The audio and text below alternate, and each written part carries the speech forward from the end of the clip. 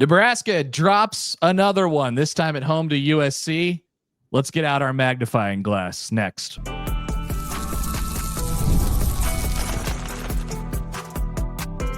You are Locked On Nebraska, your daily Nebraska Cornhuskers podcast, part of the Locked On Podcast Network, your team every day.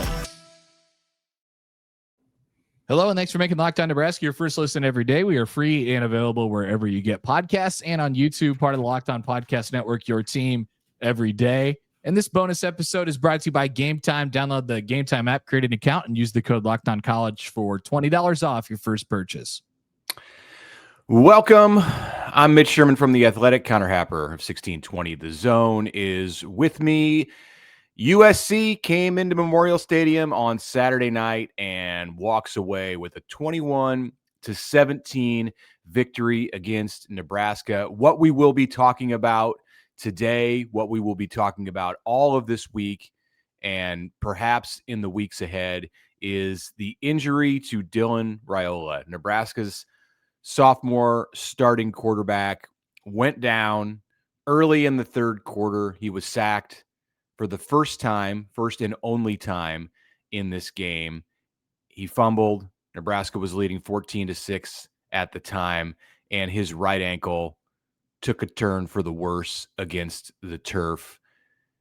He left, wanted to return. Matt Rule thought better of it, and it was probably the right decision because Dylan, walking around the sideline in the third and fourth quarters, was limping badly. So as we look forward, will it be TJ Lateef leading the Nebraska offense starting this week against UCLA? How does the rest of November look? But before we get to that, Connor, this injury was what we had feared all year. As Dylan took sack after sack after sack, there was always this thought in the back of our minds, is he going to be able to survive an entire season of getting hit like that? And in somewhat of an ironic twist, on a day when Nebraska protected its quarterback with the game plan and with the offensive line, he only gets sacked one time, and that is the one that turns into a game-changing injury. Yeah, he was pretty well protected last week too. And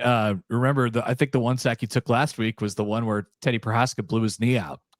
So disastrous sacks, even though they've been a little fewer and further between over the last 2 weeks. Yeah, I mean, obviously it hangs a big cloud over the remainder of the season. You don't know from a medical perspective. Rule after the game said, like, hey, they didn't tell me that he couldn't play, but they told me that basically he shouldn't play. And that was sort of the takeaway there. They on the TV broadcast, they had a camera on him basically the entire time, and he was moving around and he would limp pretty heavily at times, and then he would kind of just like trying to stay loose. You remember he was cold, last night. So I don't know. It's hard. It's really difficult to tell how significant the injury is going to be for Dylan. And I imagine it was a pretty tough decision to keep him out of the game. Given the struggles a little bit with Lateef, but yeah. Watching him walk around, and I know you said that NBC was showing it. I had my eyes on him too from up above, and I just didn't see any possible way with the way that he was moving, and he was appeared to be in pain when he put weight on that leg to now it's his right, so it's not his plant foot, but still to try to move and get out of the pocket at all. I mean, the concern there is if you put him back in, then there's any kind of pressure on him at all, he doesn't have the ability to escape. Yeah. And then you run the risk of a worse injury. He could hurt a knee, could hurt a shoulder, whatever, because he can't protect himself in the pocket. And by the way, he didn't have a left tackle after about 3 plays with TJ Lateef in charge. Elijah Pritchett went down with an ankle injury. So it was the right decision. You don't sacrifice Dylan Raiola, your quarterback, to give yourself a better chance against USC, as great as that win would have been. I think so. Your offense was going to be modified one way or the other, whether it was Lateef in the game or whether it was a hobbled Dylan Raiola. And so I don't know. It all just depends on how badly hurt he is and what what the analysis was in the moment. And so they decided to go with the guy who, they clearly had to sort of adapt things for a little bit, and he was shaky, but eventually, started to take a couple shots down the field, started to look a little bit more comfortable, got him going in the run game a little bit, all the way up until the final play of the game where somebody miscommunicated with somebody, or somebody's feet was wrong, and TJ Lateef tripped Emmett Johnson as he tried to dive forward for a 4th down on a drive that was probably going nowhere anyway. But a really, really difficult ending to what had a lot of buildup for that game. That one would have been a lot more difficult to swallow if Nebraska had picked up a few first downs and was across midfield. But the Huskers were still back at their own 27-yard line. Even if you get that first down, the clock is winding.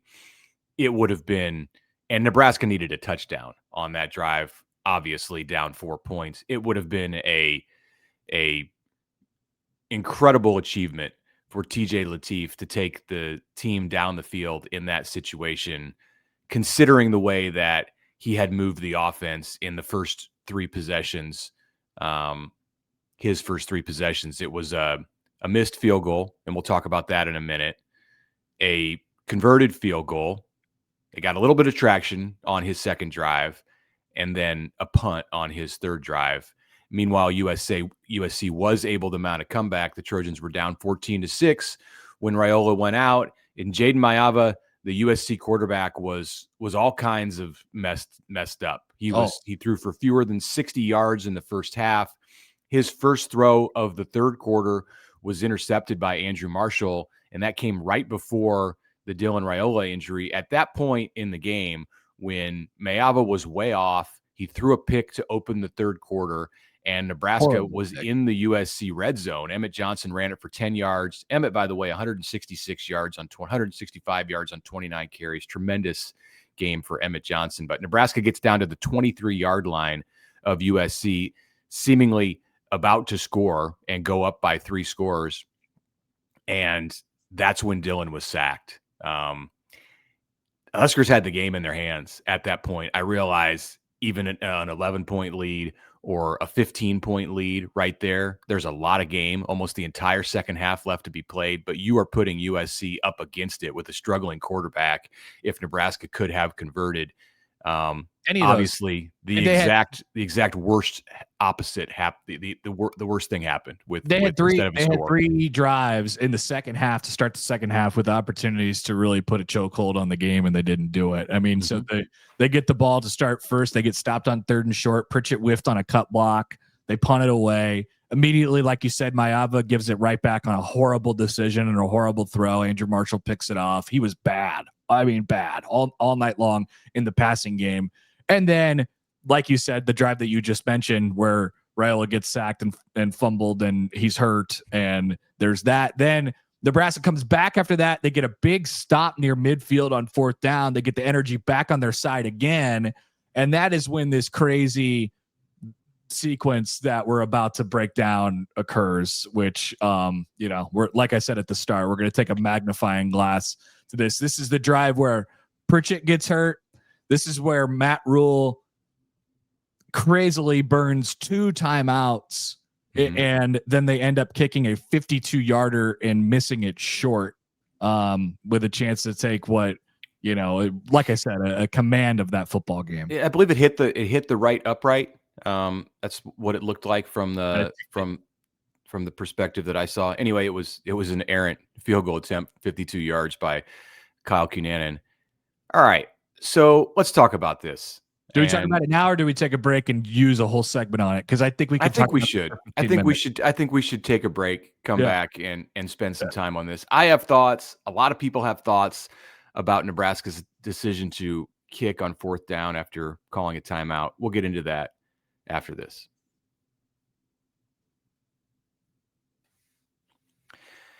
All right, a message from Game Time. because college football is in the stretch run, and we could not be more excited about that and everything that it brings, including the tailgates, the rivalries, the energy in the stands. You felt that energy on Saturday night in Lincoln, Nebraska. There's just nothing like it. But let's be real. Actually getting tickets to get into the stadium can sometimes feel like more of a battle than the game itself. You have to deal with endless queues, hidden fees, prices that jump at checkout. That's why I love to use Game Time. It's the app that gives the advantage back to the fans, the easiest way to score last-minute tickets at the best prices with no surprise fees. What you see is what you pay. You can look at your view right there on the app. You can take advantage of the zone deals. With zone deals, you pick the sections, Game Time picks the seats, and then you save the money. So take the guesswork out of buying tickets for college football with Game Time. Download the app, create an account, use the code LOCKEDONCollege for $20 off your first purchase. Terms apply. Again, that's promo code LOCKEDONCollege for $20 off. Swipe, tap, ticket, go. Download Game Time today.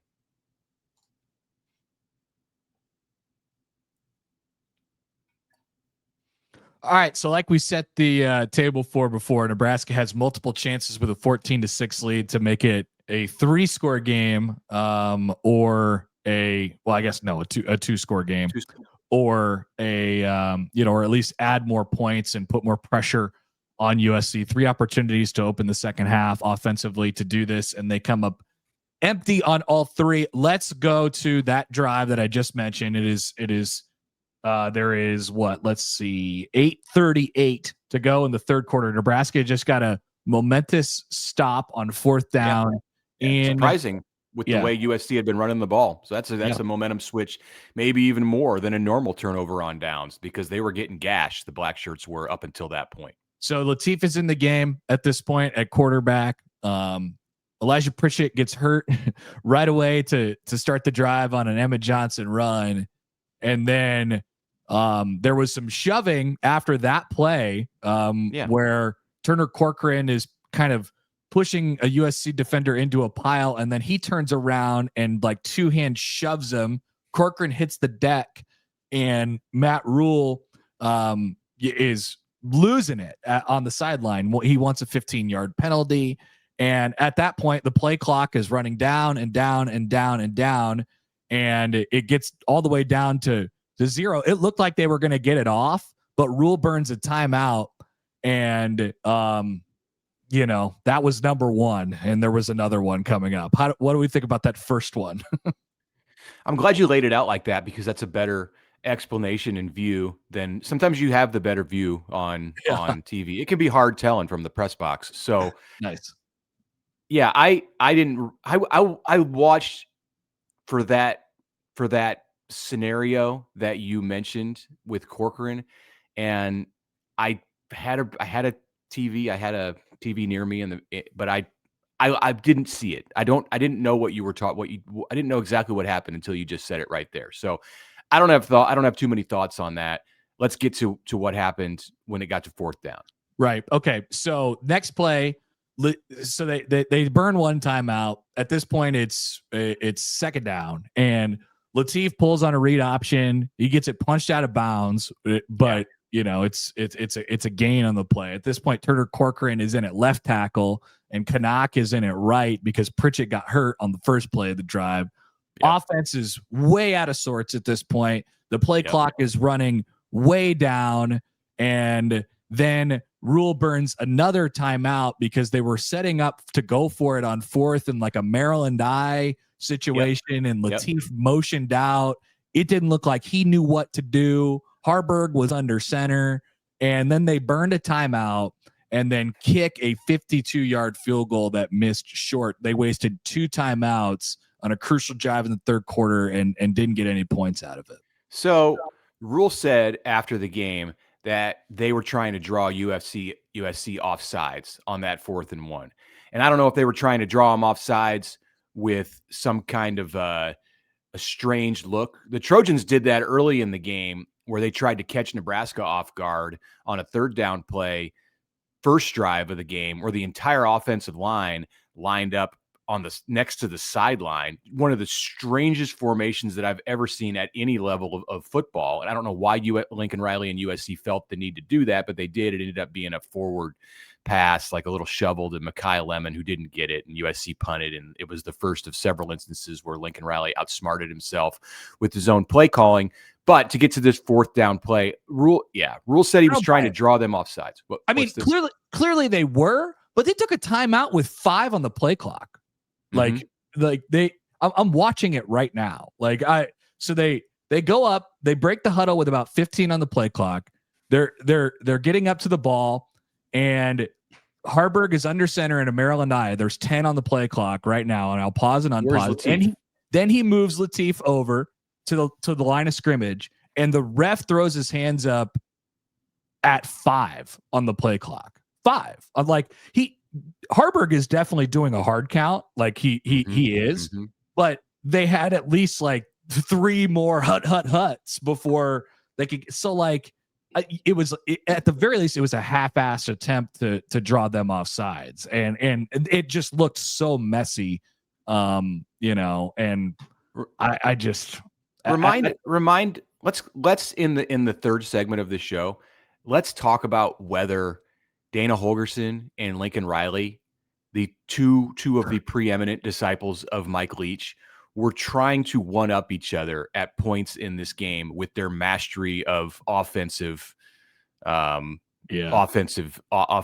genius. And that's what led to some of the strange things that we saw on both sides, more on the USC side, but definitely this play on the Nebraska side. So, okay, the decision, whatever chaos happened as Nebraska lined up to go on 4th and 1 and then didn't go on 4th and 1, is a separate discussion from whether the Huskers, after the timeout, should have gone back out and tried to move the chains, or if it was the right decision to kick the field goal. Rule said he went to the special teams coaches.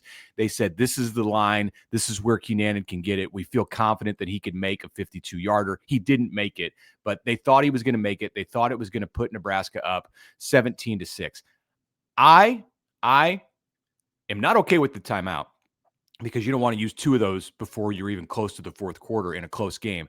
I am okay with the decision to kick. I am fine with the decision to kick for a couple reasons. One, as you mentioned, this was a chaotic offensive moment, a chaotic offensive drive. I don't feel real comfortable about Nebraska's ability in that situation to go out there and get the yard that it needs on 4th and 1.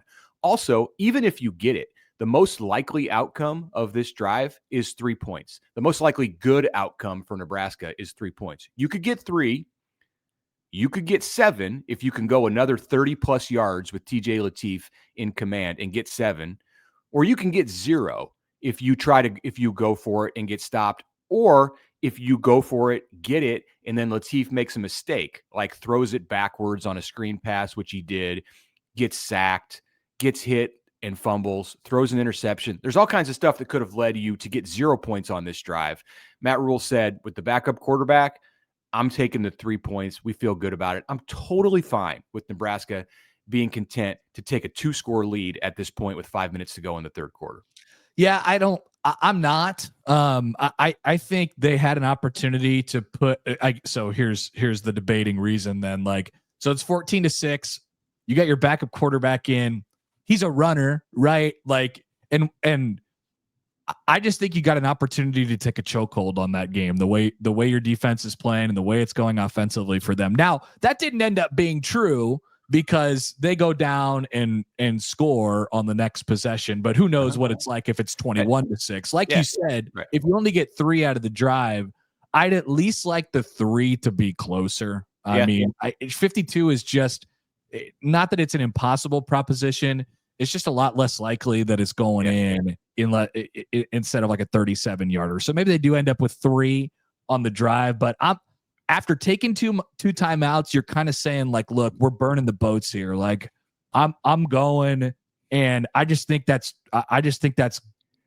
gut punch time. Like I think you give them a nice little uppercut to the chin there, and that damages them pretty good. And so I disagree with the call. Had you seen anything in that game with TJ Lateef in charge that made you think they could get another 30 yards against that USC defense in the red zone? No, not to that point. No, not to that point. Yeah, but getting 1 yard, I mean, I think you could get 1 yard. Like their chances to get the 1 yard were fine. Yeah. But then it's still a 50-50 proposition if they can get Well, it's maybe a 70-30 proposition if they can even get back in position to kick another field goal that's more that's not a 50-yarder. Like it may be right back in that spot on 4th and 8, 2-3 plays later, trying a 50-yarder. I say take the points. I have a much, much bigger issue with what Nebraska and Dana Holgorsen did in the first quarter of this game. All right, let's take a break, come back, and talk about what happened in the first quarter of this game with Nebraska's offensive mentality as we round out this reaction episode of the Locked On Nebraska podcast. All right, the magnifying glasses are out in the show today, and they should be out for you. The FanDuel Sportsbook is going to help you do that. So whether it be you're listening on NFL Sunday today or Monday night or whenever you get around to this podcast, there is almost certain to be football on your television. Right now, new customers on FanDuel could bet just $5, and if your bet wins, you'll get $300 in bonus bets to use across the app. So whether it be live betting or season long odds, you could take a look at those at this point. Anytime touchdown scores for your fantasy guys on Sunday, just a couple of the options for you to jump into on FanDuel. So download the FanDuel app right now, head to FanDuel.com and get yourself started. FanDuel.com, place that first $5 bet today.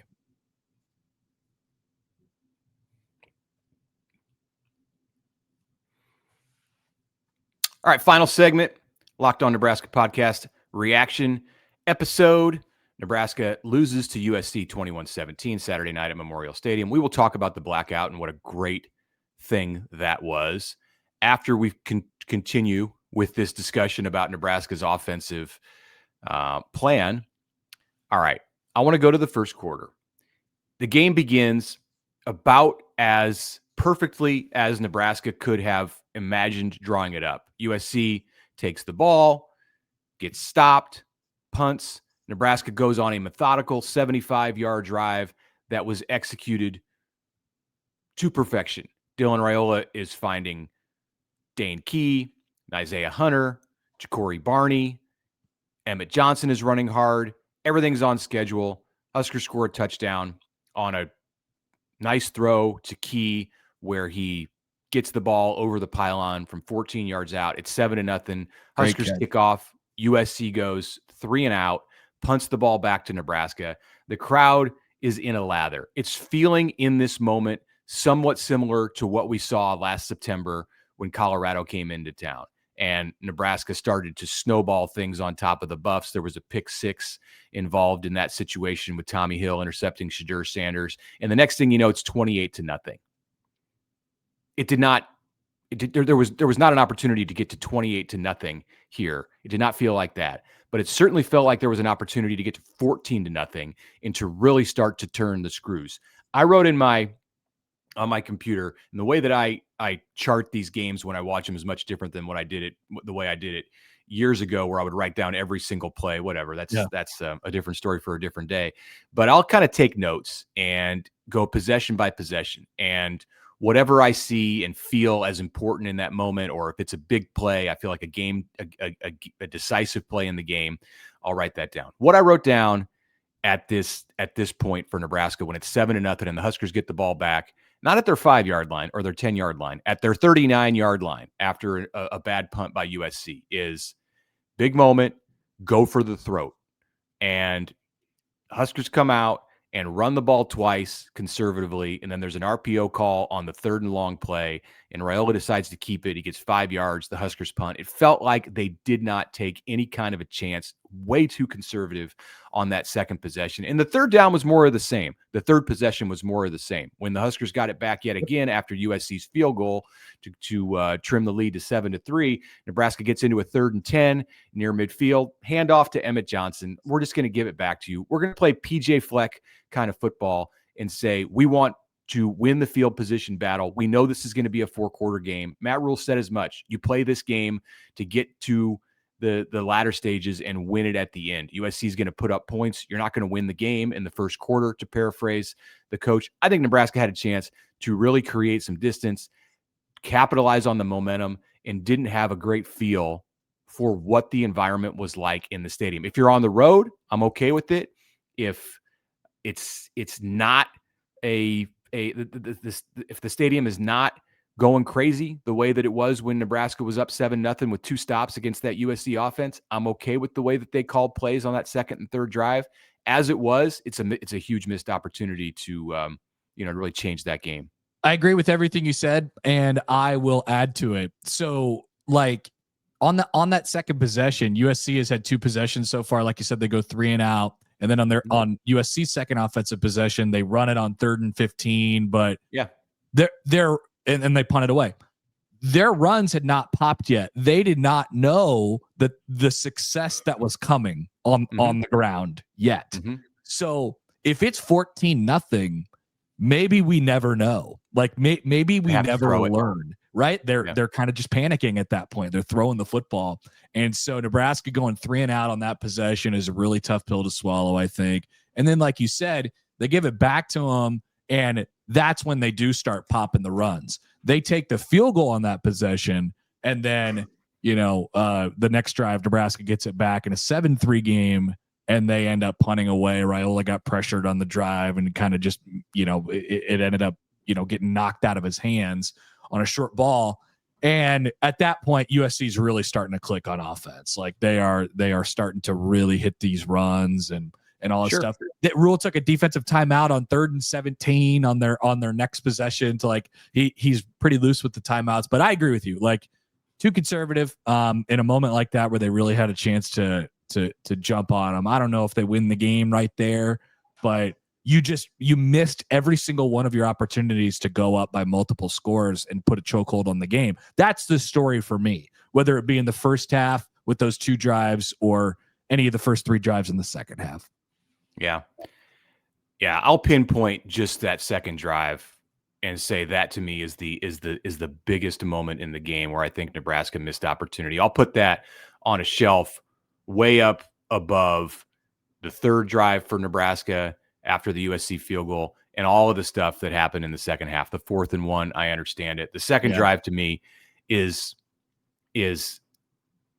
not recognizing the moment in front of you, and it's disappointing. I asked Matt Rule about that really specifically. Mitch, like it's similar coming off that 4th down stop in the 3rd quarter, though, right? Like they got a real chance to just throw a huge haymaker in that moment. So that's the one for me. That drive was such a train wreck.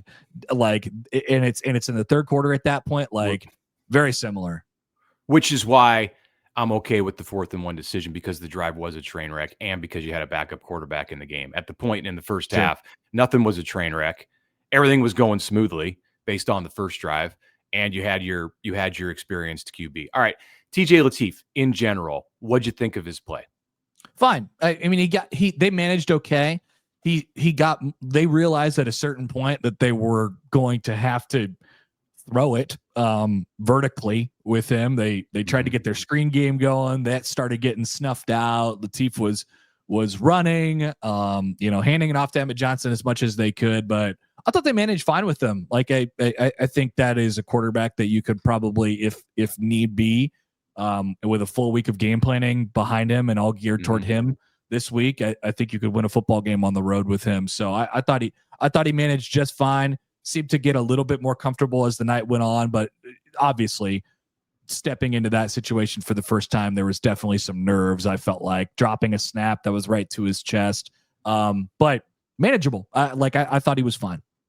We'll save for our Monday pod before Matt Rule talks some conversation about what we expect from the Huskers at the quarterback spot this week. Is Dylan going to be able to go? What would need to be the schedule for him to give it a shot when the Huskers go to the Huskers will be at 8 p.m. Central Time kickoff from the Rose Bowl on Saturday night against UCLA before the bye week. So we'll save that for Monday. I thought Lateef was good. I thought he met the moment, that he used the opportunities that he had to be able to run the ball effectively, and that he definitely gives Nebraska, as we already knew, a different kind of element as a runner from that spot. And if they are moving forward into this UCLA game with him in as the guy, that the game plan will look a lot different than what Nebraska tried Definitely. to do on the possessions in the second half where he was in command, because you can't change a game plan in the middle of the game when a new quarterback comes in. They'll run some zone read stuff, some RPOs, and give him opportunities to get yards on the ground. On the ball that there was a fumbled snap. One of the many like little miscues that kept Nebraska off schedule during TJ's 4 drives. On that fumbled snap, they feel like they caught USC in a zero blitz, and that Ja'Cory Barney was open across the middle on a screen Like they believe he would have taken to the house. I'm a little bit skeptical of that because it's Ja'Cory Barney. Watch it. I mean, he's wide open. There's nobody near him. I mean, well, they have it all sometimes if there's a defender within 5 yards of Ja'Cory Barney and they take a swipe at him and miss, he's still going to fall down, as we've seen. So, all right, I mean, he's fast. Maybe it happens, and that's really unfortunate because that would have been a huge, a huge shot of confidence for Nebraska if Lateef could have executed that play. Well, and then the next play, they look for Hunter on the back shoulder, and he throws a good ball out there. Like he finally threw it vertically. So like he bounced back. I also didn't, talk. It all comes back to being conservative, I suppose, in this game. I really understand why they didn't have more urgency before the 2-minute warning when they got the ball back with, I think they got the ball back with 3:30 to go in the game. 3:10. Yeah. 3:10 to go in the game, and you're inside your own 10-yard line. You're at your 4 to start the drive. They had to go 96 yards. Yeah, 3:27. Okay, and you got the ball at your own 4-yard line, and they're just like kind of moseying around. Like, I don't get it. I don't understand. Like, push the pedal down. I think that goes back to preparation. I just don't think TJ Lateef is ready to do all of the things that they want him to do in this offense. Like, so clearly they were like, all right, let's regroup at the 2-minute warning and we'll put like 6 plays in and then we'll go. And even then, even after the 2-minute warning, they run a couple times. Like, they're clearly obviously trying to, like, their first thing that they're trying to do is bust a big run. But it just, like, I just think, like I said, you're down by 4. You got the ball with a chance to go, and Nebraska's shown in these situations where they could win it. Obviously, it's very, very different without their starting quarterback. But I don't know. I think you got to take the governor off at that point. You're either going to win or you're going to lose. Right. Don't worry about go there. Yeah. All right. So if you've been in the camp of TJ Lateef should come in and have a package, or TJ Lateef should play over Dylan Raiola because Dylan holds the ball too long in the pocket or whatever it might be. How do you feel now after watching him with 4 possessions against USC in the second half? And I don't mean this at all as anything slanderous against TJ Lateef. I thought his focus was admirable, but he finishes 5 of 7 throwing for 7 yards and rushed the ball 6 times for a net of 18. Clearly, to me, your offense is limited in a huge way when Dylan Raiola is not in the game. Just the ability to read things at the line of scrimmage and go through progressions you don't have with the true freshman in charge. I think my takeaway, Mitch, is that, like, I think Nebraska has a good starting quarterback, backup quarterback situation. And like I said before, I think if they have to go to UCLA this week and he's a starting quarterback, I think that picture will look a lot more clean and a little bit better. But like you said, you have the complete picture now and understanding of why the starter is the starter and why the second guy is the second guy. Like, I think that's how you should feel. I don't think the Teefies should be either vindicated or shut down, based on what happened. Like, you have a starting quarterback, you have a backup quarterback. You play the starter, and the backup sits on the bench until he is thrust into it, and that's what happened on Saturday night. So we'll see how much they need him in the last 3 games. Final topic, the blackout. Obviously, I was there. It was off the hook good. It was so good. The crowd looked amazing, sounded amazing. The different bells and whistles that Nebraska rolled out, from Bane in the Dark Knight to the AC/DC Back in Black. I would have liked to have seen them come out with a different. I'm flabbergasted, Connor, that they ditched the tunnel walk music. I feel so validated in my longtime gripe, and I know it's going to come back, that the serious music will come back, but the fact that they went with a different song, any song, made me smile.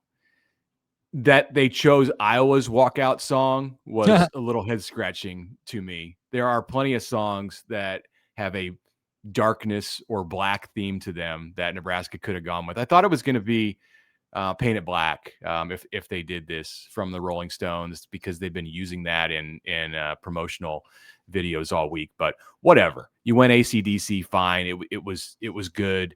The fans loved it.